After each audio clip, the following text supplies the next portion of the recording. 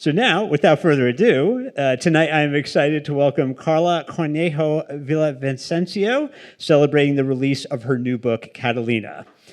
Karla Cornejo Villavicencio was born in Ecuador and became one of the first undocumented immigrants to graduate from Harvard. This experience has informed her first novel, Catalina. Cornejo Villavicencio is also the author of 2020's The Undocumented Americans, which was shortlisted for a National Book Award. The mixture of memoir with deep reportage and magical realism was listed among Barack Obama's favorite books and was a finalist for a National Book Critics Circle Award. She will be in conversation with Jesús Rodríguez, a political writer for the Washington Post's Style section, and the reason why I know what a brat summer is. So please join me in giving a warm Union Market welcome to Karla Cornejo Villavicencio and Jesús Rodríguez.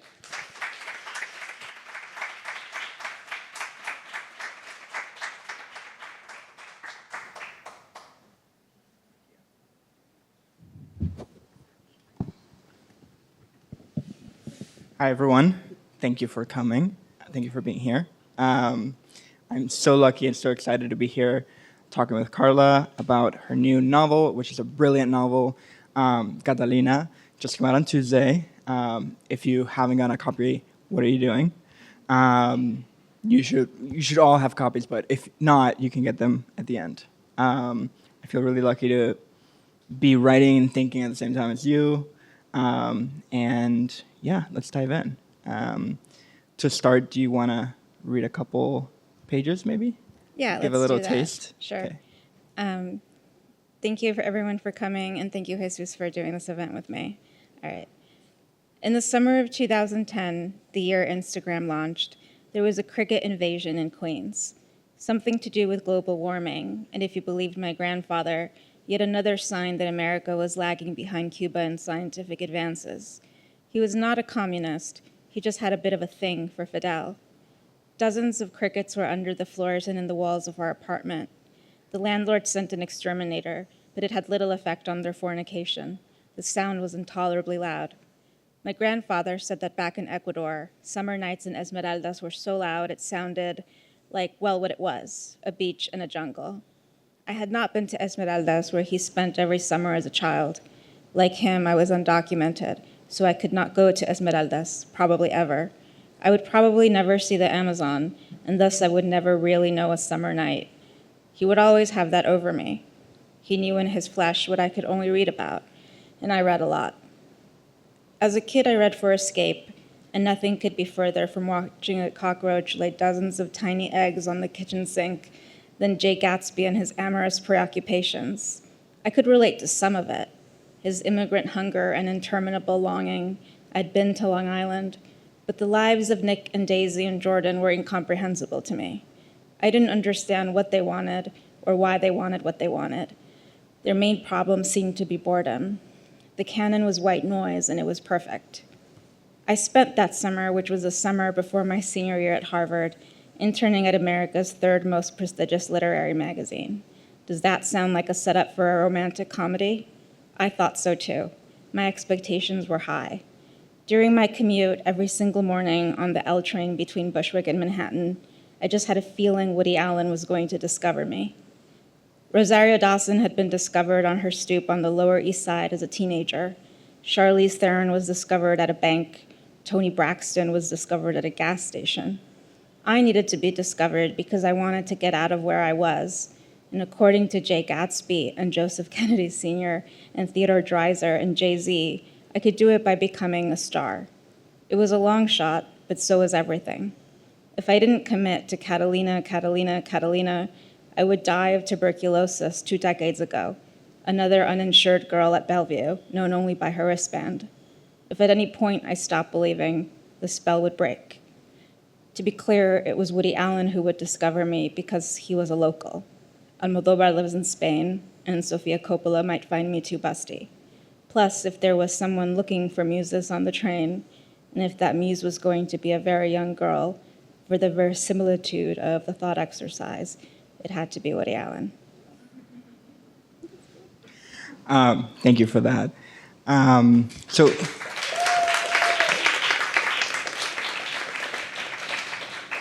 I'm sure that a lot of people here know you from your first work, The Undocumented Americans, which was huge and brilliant, bestseller, amazing.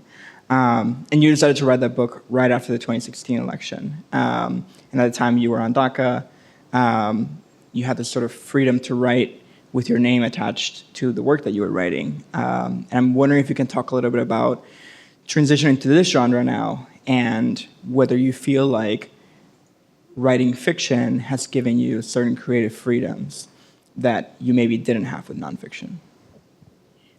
I think so. I felt like there was more of a playful energy to just my approach to writing because I didn't have to be based in fact, which sounds so simple, but it's like having to anchor yourself in the truth changes everything. And for this, it was an ability to just really use my imagination, although I really did a lot of research about how to write a novel because I didn't know how to do it. And so I literally went like on YouTube and watched videos by like screenwriting bros being like, this is a scene.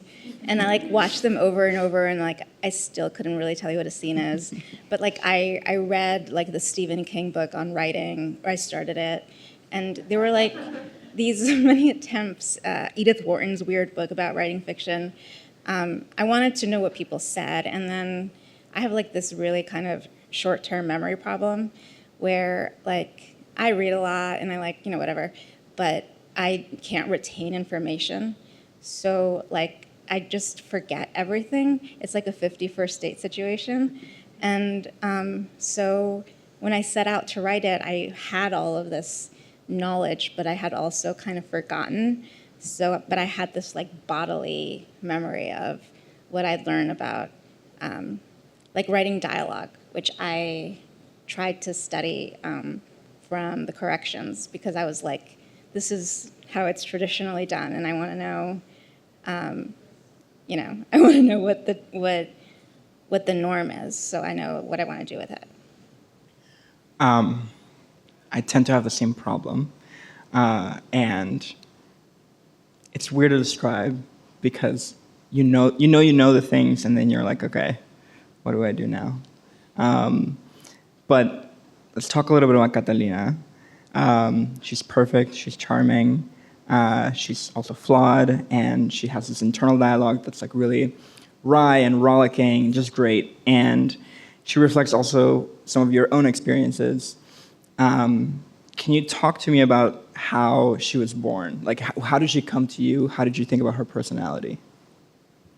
I truly am not really sure how writing works because it feels like I don't know. I'm like normal and I'm like a basic girl, and then I kind of feel like possessed, and then it comes out, and then I edit it, and like my boring self edits it, and I like revise a lot.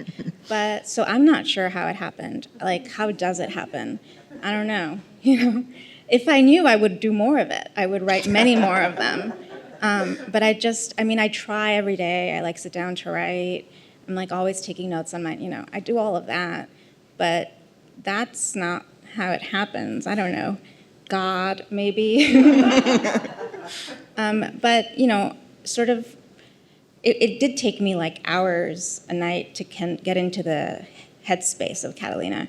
It's like a very voice-propelled book. And so I did, I read Catcher in the Rye, and I read Franny and Zoe. I feel like Salinger is a very recognizable just voice where there doesn't even really need to be an intense like plot or like a thrilling plot twist element to anything. You're inside a character's head basically, and the voice is what keeps you moving. And so I find the same thing with Jamaica Kincaid, with like Lucy in A Small Place. Not a lot happens, but the writing is so dense and a lot is subtext, and so it just feels like a really intimate. I also really I like it when writers are like smarter than me and pull one over me and like trick me and like force me to remember things. Like I was reading Toni Morrison's Sula, and there was this scene where I was just like, oh, now like I will remember this sentence this exact same way for the rest of my life because it was such a like a painful yet like really beautiful sentence, and like the fact that she can do that to me, that she could do that to many people. Like I really wanted to be like, how does a voice propelled book hold on to someone's attention? And then I just waited for it to happen. Because it's so voice-driven, and Catalina has such a specific, I think, voice, or singular, I would say. Did you feel like there were times where you wanted to steer her in a certain direction, or you wanted her to say certain things but you knew that it wouldn't be true to herself?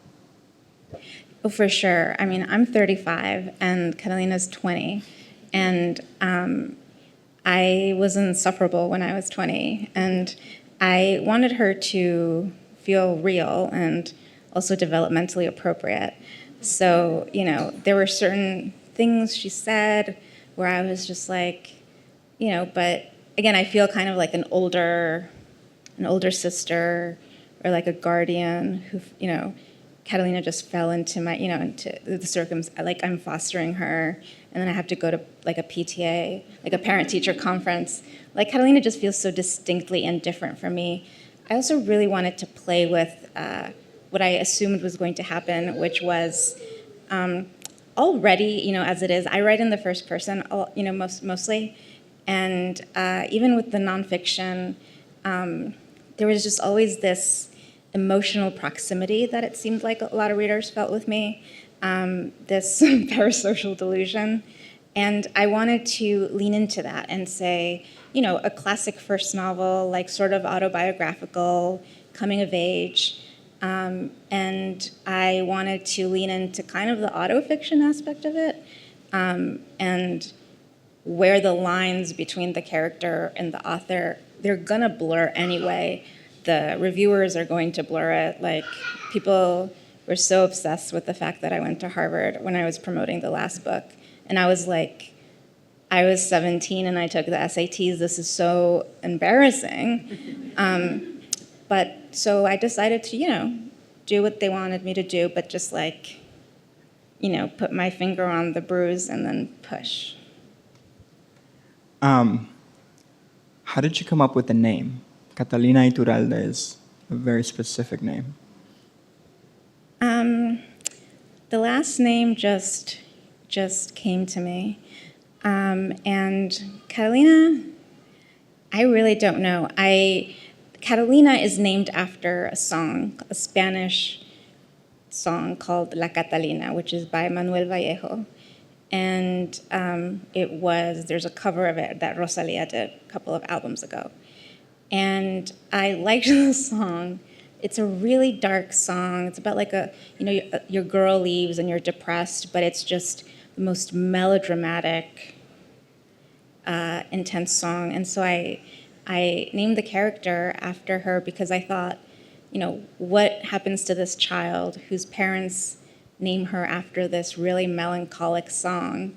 And what happens with her is that she grows up enchanted by the idea of songs named after girls, you know, like Michelle and by the Beatles, and, you know, Mary's Dress Waving and Bruce Springsteen. She likes all of that, and so it's very easy for her to see herself as the main character, to sort of self-protagonize, because as far as Catalina sees it, from the moment she was born, she was already kind of a literary reference. So I guess that. And I also like that you could say it Catalina, or you could say it Catalina. And like, I have in my mind how each one is pronounced, and I read the audiobook.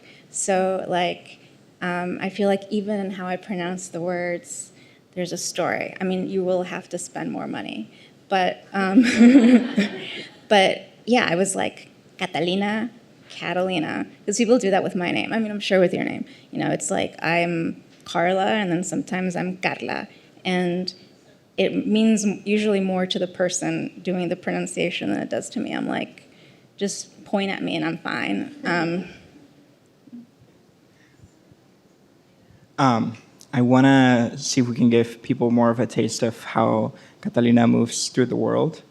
And there's a spot that I think is so brilliant. That's she has just gotten an award from for an essay on magical realism and narco-literature from the David Rockefeller Center for Latin American Studies, because, of course, David Rockefeller endowed a Center for Latin American Studies. And she's working this desk job at a museum. Could you read from that point until kind of where she meets Nathaniel?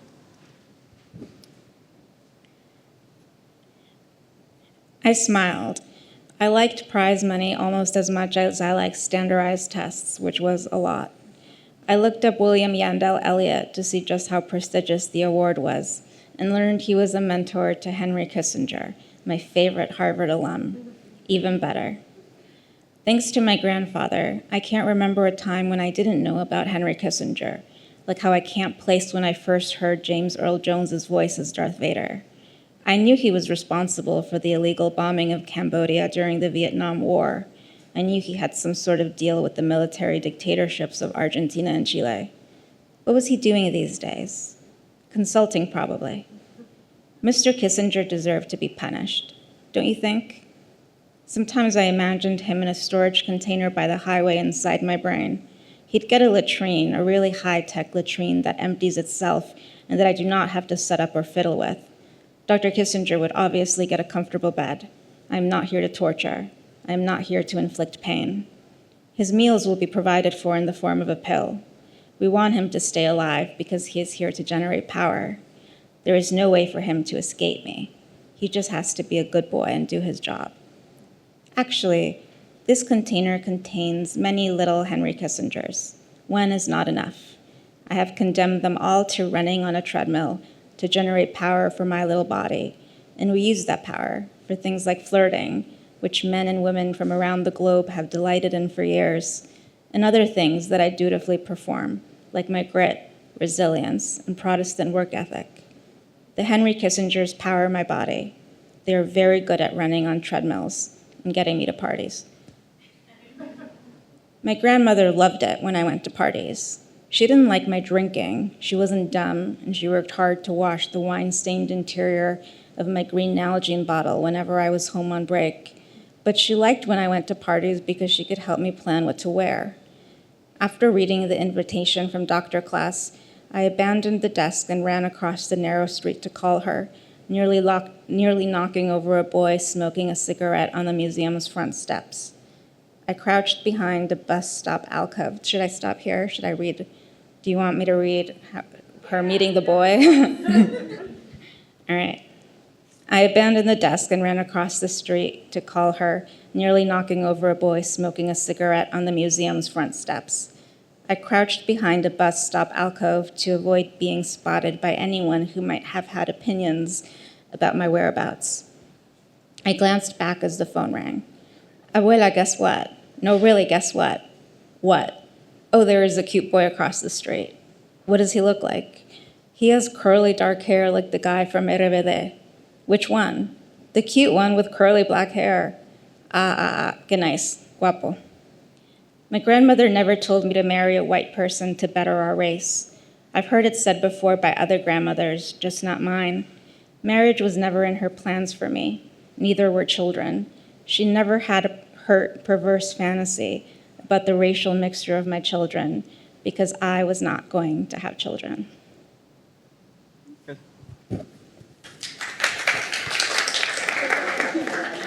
So she meets this boy. You will have to buy the book to just know Catalina's amazing flirting skills. Can you talk about what it was like to create a relationship? Did that also come to you? Just heaven sent? I find human behavior very confusing. Every single aspect of it is confusing to me. And so I think a lot about relationships and communication between human beings and also among species, because I have a dog. And I really like thinking about how my dog and I communicate. And so, yeah, I think about relationships a lot. Actually, my therapist has me, like, when he wants me to, my psychiatrist actually, when he wants me to have self-love, it's difficult. He's like, basically, this can take a lifetime. Or for, like, sort of a shortcut, you think about your dog and think about the things you like about your dog and, like, describe your dog and then kind of, like, start thinking about yourself. And so, like, to trick my brain into thinking that I feel about myself the way I feel about my dog. So stuff like that I'm always thinking about. Perfect. Amazing. Be sure to think about the dog as you're reading about Nathaniel, cute curly-haired boy. So as you pointed out, you went to Harvard. Catalina is a student at Harvard. Mystical place, some of you might have heard about it. And there's this brilliant line in the book: 4 years at Harvard had been presented to me like a trip to Disney World to a terminally ill child, and the end was coming. Amazing. And there's these other points in the book where you sort of juxtapose Catalina with other sort of these well-meaning white people who are entranced by Latin America and use her experience to kind of trampoline and talk about themselves and their love of Latin America. Tell me, like, in what ways did it feel important to set the story at Harvard, but also to subvert the idea of Harvard, like in the American imaginary? Well, first of all, I really like that Harvard, there's Harvard like merch and gear sold at Forever 21 and H&M, because I do believe the brand should be diluted. For instance, that's like a word that, like dilution, that I'm thinking in a eugenicist context. Every 4 years, it seems like immigrants become a focus of attention around election time, around re-election time, and there's just a lot of this sort of crazy language of dilution. And I was just like, I want to play with some of these sort of power moves that are usually weaponized against my people like me. And I was just like, and I just sort of turned them around a little bit. I had like a file that I titled, like a Google Doc that was like naughty, like bad thing, like it was a list of everything Hunter S. Thompson had ever done that had made me mad.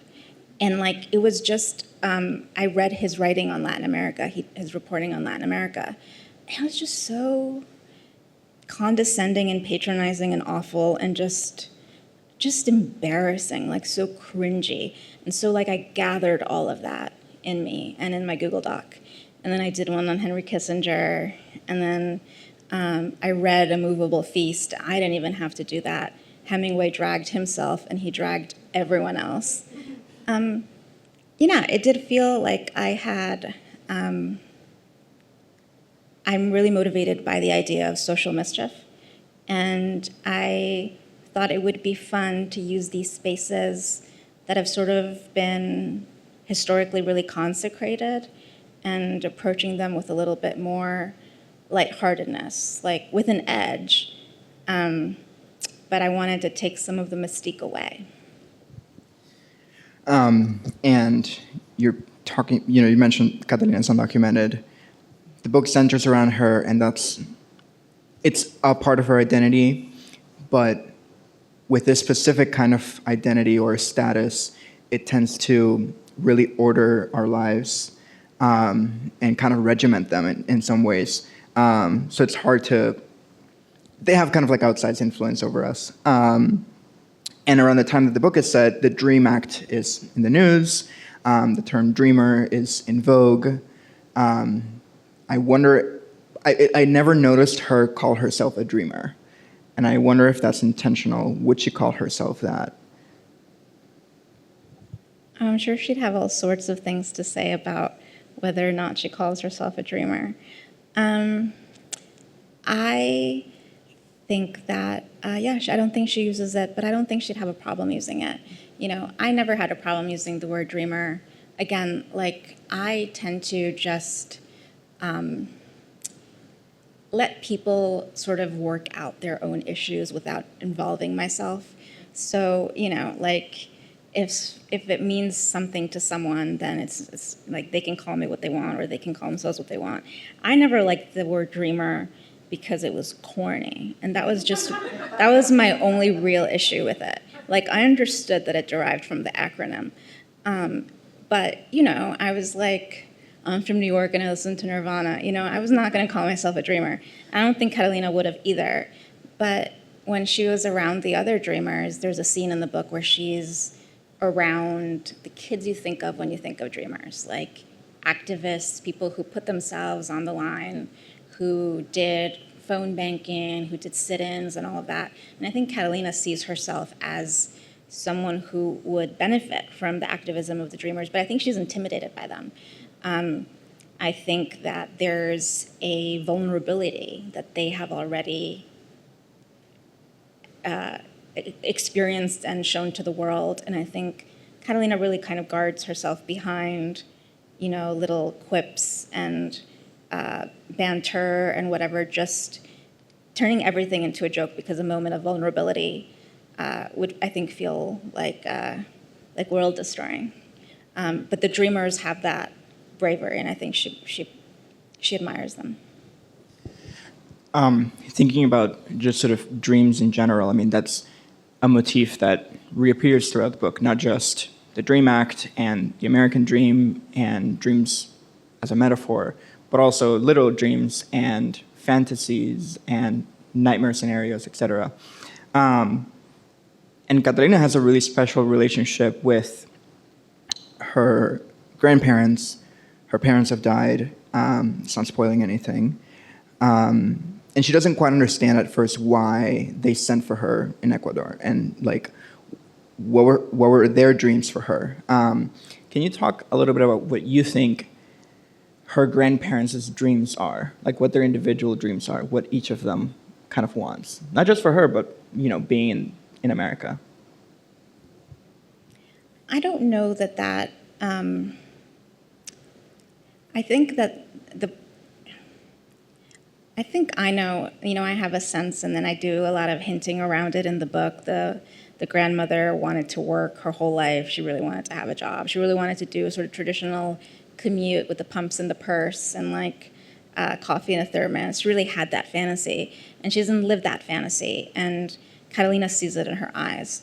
The grandfather is a little murkier, and her parents, Catalina's parents, who die in a car crash, Catalina's kind of always really mystified by their death in a car crash because it sounds like really sort of romantic, and it's really kind of the story you would expect from Latin America. This miracle child survives a car crash. But she thinks her parents were, just sort of barely out of their teens, and they were not wearing seatbelts. They were speeding and not wearing seatbelts. And she's kind of horrified that this great tragedy would be something so simple and something so dumb. And she also thinks about her parents and why her parents never came to America. It was her grandparents who did. And so you're an immigrant, you hear the word dream the minute you get here. And so she's wondering, did my grandparents have dreams and did my parents not have dreams? Is that way they stayed? Or what if they did have dreams? And she says, what if my dad had wanted to be a DJ? And like she gets the opportunity to romanticize them because they're complete mysteries to her. And she also has moments where she's like, what if they were just, not just, she hopes that if they were nobodies, she says, nobodies who, who line, the type of people who are line cooks with prison tattoos. She hopes that there's something interesting, that there's some backstory, that there's some narrative thread that she can hold on to. But I don't give her that answer because she has to live with the uncertainty. Because a lot of us do have to live with that uncertainty. And other things occupy that hole, like narrative. In the Washington Post review of Catalina, which I read, there's this quote, and it says, whether you agree with this review or not, I don't know if you've read it. I think it's a good review. They write, Ryan Perspicuous, the protagonist of the book, suffers no illusions as she approaches the end of her collegiate career. She is not reminiscent of Scout Finch. She isn't Holden Caulfield, nor Esperanza Cordero. The question is not to whom one compares Catalina, but who will follow her. And this got me thinking, there's not a lot of writers out there who can write from the undocumented experience. Like, you can count them in like two hands, basically. But each of the books that have come out in the past few years, whether it's Dear America, Solito, et cetera, they've kind of opened up a space for more and more narratives to come out. And I guess I wonder, who are the characters, or what are the experiences that you think still haven't been represented or should come next? I mean, I really hope that anyone who likes my book, I hope that people like it, and I hope they buy copies. But I also really want people to feel open to being like, you know, like, sorry, but like, fuck her, like, I can do better, like, I can, like, she's so problematic, like, I need to write, you know, like, don't cancel me, but like, do want to do better than me, and do want to challenge me. And, you know, sometimes I think, like, what keeps me going when you're writing, it's like, I'm not publishing magazine pieces. I wasn't for this book. It was just me, and there was no positive feedback, no validation, no payment. It was just, you live in total delusion. There's nothing telling you to still go on. But I was like, sometimes I was just like, you know, I know Ocean Vuong is writing a really good sentence right now. Like, I know he's looking really adorable and making tea and writing, and so I'm like, fine, you know, I hope I'm that person for you, and I hope like lots of people write and, you know, try to kick my ass. Good. When you were at Harvard, you wrote this anonymous essay in the Daily Beast about being undocumented there, titled Dream Act, I'm an illegal immigrant at Harvard. And I was listening to this interview you did with David Remnick this week. And it struck me the way you were talking about you having this sort of like urge to write this or like talk about your experience. What do you think is Catalina's urge? The word urge feels really perverted and like a nightclub and like seedy. I don't know what her urges are. Probably developmentally appropriate though. What is she restless about? What does she want? She wants to be a star. You know, she has caught on pretty quickly that in America, fame means something. This is something foundational to my belief of my worldview. I remember being just a little kid and my father sort of reading from the newspaper and updating me on human rights abuses in Latin America here, and like repression here, and arrests here, and sometimes he'd be like, I don't believe in freedom of speech. But he'd just be pointing out to different things, and he said that the people who are targeted often are like union leaders, labor rights lawyers, agrarian, like environmentalists. It's the same sort of people that are targeted by these authoritarian regimes. And he was like, the best thing they can do is get a picture with Hillary Clinton. I think she was Secretary of State then. And he was like, just a picture. And that extends their life for a few years. And I was just like, okay, that is now the way that I think about the world. And also influential early at that period, I watched a lot of Seinfeld and Frasier. So I don't know if you can hear it in my monotone, but that led to a cultural explosion that resulted in this book. So just kind of like an intense Latin American paranoid fear of fascism and authoritarianism, and Jewish New York comics from the 90s. I'm going to go to questions in just a second here from the audience to start thinking. Anything you have about the book, Karla's own personal experiences. Did you think did the book take you where you thought the book was going to take you when you set out to write it? Like, what were you thinking at the time? Did you think you went where you thought it was going to go?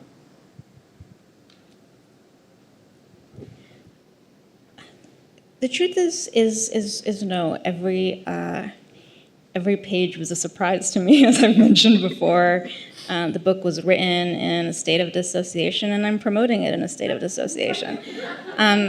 But I will say that I really did have to push myself to write honestly. I notice, and like my partner reads my drafts, and she notices when I am trying to withhold something.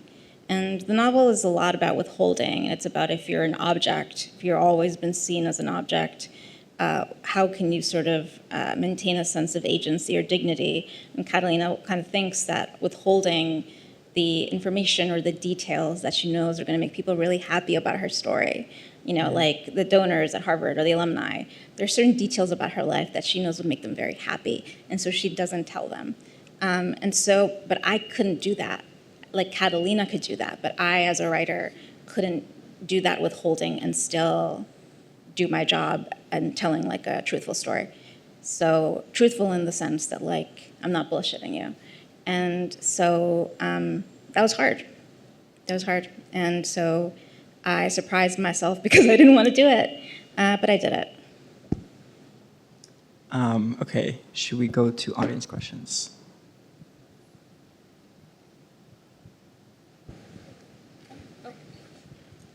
Hi, thank you for being here today. Really excited to have you in DC. I'm curious, you've mentioned a couple of pieces of work that have influenced or informed or been like counterpoints as you've gone through the writing process. If you were to advise us to read one of them along with your book, which would it be? Alongside with my book, let's see what would be a good accompaniment to my book. Honestly, Another Queen's Girl, Jenny Zhang, her book, Sour Heart, it's a collection of short stories that came out a few years ago. It's one of my favorite books of all time. I launched my book tour in Jackson Heights, and it felt, seeing like my readers there, they just really were like Queen's kids. And when I read Jenny's writing, and she's an incredible poet and writer, but if I'm feeling homesick, I think that that's a book that kind of sort of hits a similar spot for me, which is just that it feels transgressive and like raw and lyrical, but also like really familiar if I'm like kind of homesick. Thank you. Do you want me to right here? Oh. Thank you. Hi there. Mike. I'm Tanya. I'm from Corona, Queens. So this is my dream moment here. But just wanted to ask you a little bit about what was the hardest part about writing this book. I know that from what I've read, it was a long time coming in some ways. So how did you work through that? What did you learn from working through that hardship, and just any reflections on how that showed up in your work? Yeah, I'm honestly every night like trying to force myself to write. It felt like, I don't know how fit you guys are, but it felt like trying to do a pull-up. I was just like, oh my God, I cannot do this. It took a lot of effort. But I would say probably this book took a lot of drafts, and it took a lot of really bad drafts. Like early drafts were not good. And it took many of them. And so after each bad draft that I wrote, it's humiliating and it's humbling, and you're like, I'm a piece of shit. But then you have to get back and do it again and trust that it's going to get a little bit better. And the fun part doesn't come until later when you're like communing with the gods or whatever. But that is not fun. I was a passenger in this car crash that I was in. And I remember handing in a draft and I was going to have a medical procedure done. Basically, I thought I was going to die.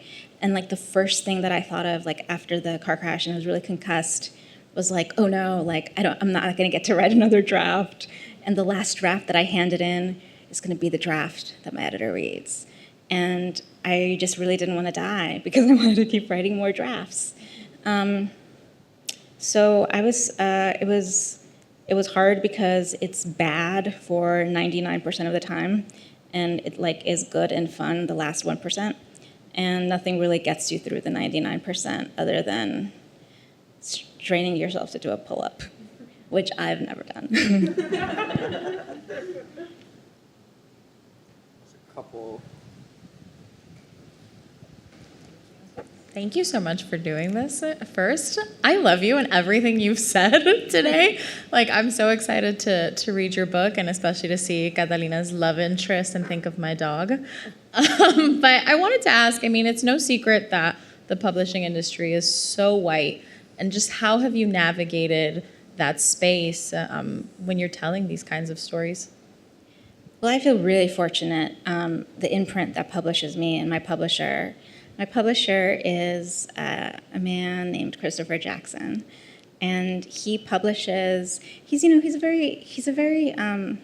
trickster. You know, there's not a lot of information about him out there, and he's lucky because he shares the name with a Broadway actor who is one of Lin-Manuel Miranda's best friends. And so when you look up Chris Jackson, you get him. And so my editor is a Black man who surrounds himself with women of color, and who really puts his money where his mouth is, and he wants to support writing that feels new and that does something. And I remember like having my very first ever like book event was like at Baruch in New York, and I said something. I was like playing air guitar, you know, and I said something about like radical writing not always being counterculture or something like that. I was like, you know, it could, and he was really interested, and he was like, how can I like support writing that does go against the like he just genuinely cares about stuff like that. I don't think I could have published this book as a first novel anywhere else. One World has, you know, publishes Ta-Nehisi Coates, publishes Dr. Ibram Kendi, and then they published me. And I really am really grateful to them. But my first book was almost shelved. Like, Chris rescued it. And so I know how fickle the publishing industry can be. Like, if the same book can almost be shelved and then gets like lauded by everyone, you ultimately have to conclude that you have to write for the writing, and they're going to be unpredictable and crazy. I kind of feel like so long as Chris Jackson's alive, I feel supported. But the truth is, it does feel like One World is kind of an island, and I don't know how to swim. Thank you. My name is Leticia. I loved your book. I also think that Catalina is so perfect and so flawed, and that's partly why I love her. And I hope you don't hate this question, because it's more about what happens to her after the book ends. If I remember correctly, it's around 2010, so pre-DACA. What kind of happens, you know, with DACA coming into legislation and it being repealed?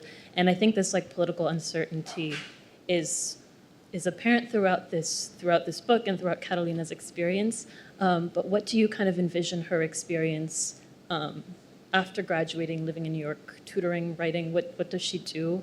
And how does she kind of continue to navigate this like an uncertain world for her? The question was, what happens at the end? Like, what does Catalina do after graduating from college, et cetera? The truth is that I made a very intentional decision to keep that from the reader.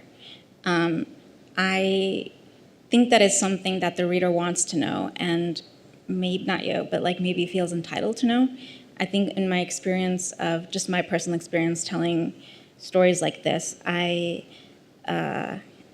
tried to see what the story that people were used to was and what the points they wanted to hit was. So when I was writing The Undocumented Americans, I knew that audiences would want to know why the migrants came here and how bad it was and how tragic and gruesome and violent it was, because a little part of them probably wanted to judge for themselves how bad it was and whether or not they deserve to be here. And so I kept that from the readers, and I didn't ask that from most of my subjects. And that kind of allowed me to honestly spend time with their lives in America and what they ate for breakfast and what they watched at night after they came home from work. And for this book, Catalina feels like an object. She feels like an item from a catalog. There's a ton of museums in this book. There's a ton on collecting and anthropology. And so, again, I think refusal and withholding is a form of power and can be a tool for the oppressed to say no to being perceived or to being understood or to being discernible. And I think secrecy is also a form of communication. So in the book, Catalina, understands people who know people and people who are in powerful places. And she understands, there's a kind of understanding of discretion that people who are like a couple of degrees removed from any level of crime, even shoplifting lip gloss, you just know that you have to be discreet. And so I think Catalina also, the ending, I want it to feel like you were at a party with her and she left and she didn't say goodbye. But that's kind of how Catalina is. So I wanted the reader to have a little bit of that experience as well.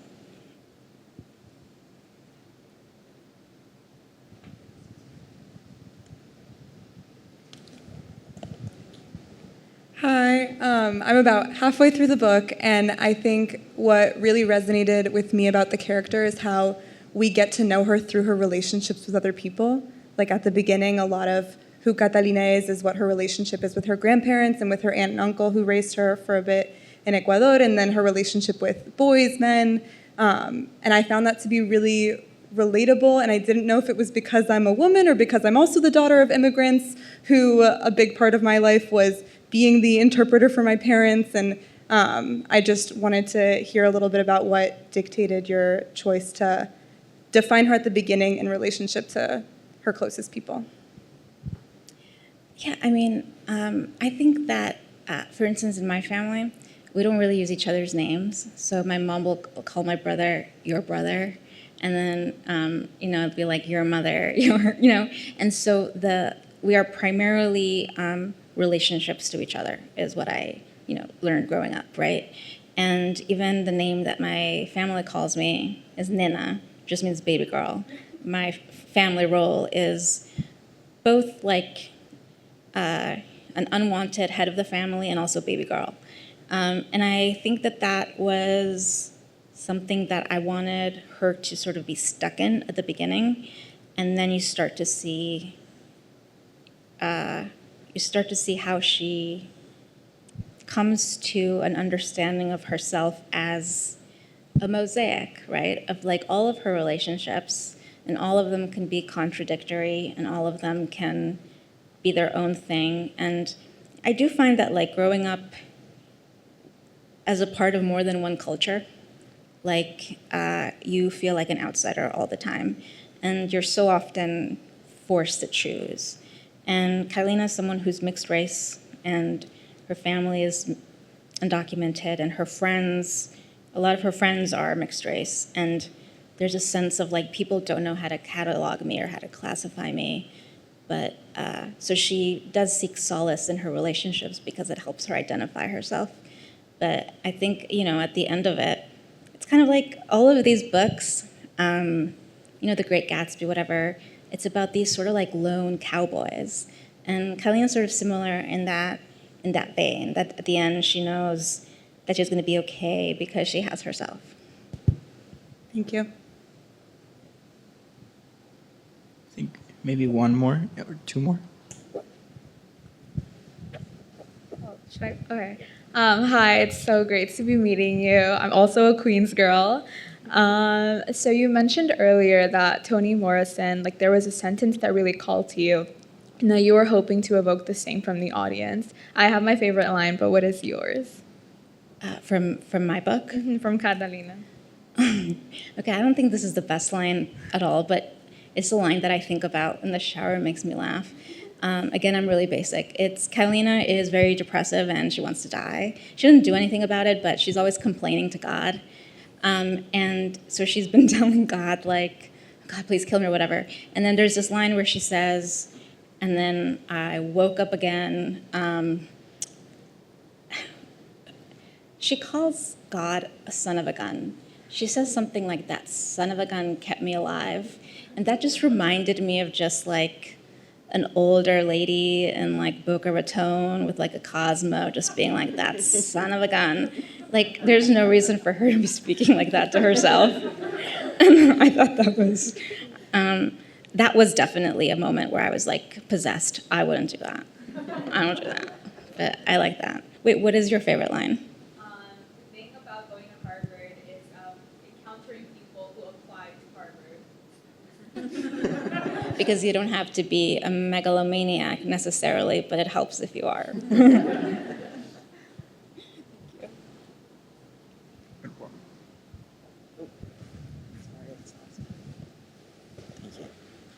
Hi. You were talking a lot about how much of a struggle it was to sit yourself down and write every day. And I was wondering if you could talk about like a moment that you got stuck, or like something like really silly or really fun that you did for yourself to like get yourself back into writing. Like, did you I don't know, get your nails painted brat girl summer color or something else?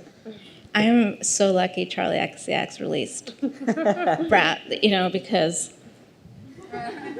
free marketing. I mean, I do get my nails done whenever I'm sad, but then sometimes there's conversation required then. So I don't. But when I'm feeling kind of creatively stumped, I do watch drag on like YouTube. The Henry Kissinger scene that I read earlier was inspired by the drag queen Juno Birch, and she has a series of videos where she plays Sims, and she's really mean to a blonde Sim with pigtails called Joy Desperate, and I was just like, oh, this is perverse and amazing, and I thank her in the book because I think that was brilliant, and I think you can find inspiration anywhere.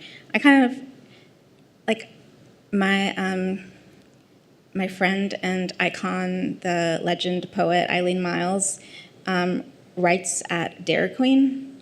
I mean, that's definitely their thing, but I like the idea that you could write anywhere. And growing up, I did live in a railroad apartment, and there were no doors. And when I wanted to write, I waited until my parents fell asleep, and then I wrote, and on the floor. And I like that. I like knowing that that I can write anywhere, and that even because that's another thing, right? Growing up, you have to find the beauty and whatever in the circumstances that you already are in, which is why I like Javier Zamora's book Solito so much, because there is a scene where the child is surrounded by narcos or whatever, and starts looking at like a bug and describing it really in a pretty way. And I was like, that's right. It's kind of amongst the chaos, the taming of your attention, to try to capture something that feels true and honest and beautiful. I think that was like the birth of the artist that I saw in that book. And so I try to find it in just my regular life wherever I can. You were waiting to ask your question, so maybe let's do the last question. Thank you. I also loved your first book. I'm really excited about this one. So my question is, do you feel more at home writing fiction or nonfiction? And what are your future projects? Because I'm already looking forward to reading the next. I mean, I asked my editor, and he's like, you could write anything except a cookbook. So now I want to write a cookbook. So, I mean, I don't know. Like, I honestly want to be as good of a writer as I can get with like practice and health insurance and like just, now that I have like a home, a room of one's own, etc. So like I just want to see where the spirit takes me. Right now, it's in the direction of a cookbook to, just to keep things interesting with my editor, maybe have a contract war or something. But the truth is that I've always definitely felt like I wanted to write only when I had something to say, not just because I could turn a pretty sentence. So I will have to just listen to myself and see if I have anything to say. All right. Please get this book. Gift this book. Christmas is around the corner. Thank you, Karla. Thank you, Karla. Please join me in thanking Karla. Thank you, for this everyone. beautiful Thanks book. for coming. Thank you, Jesus.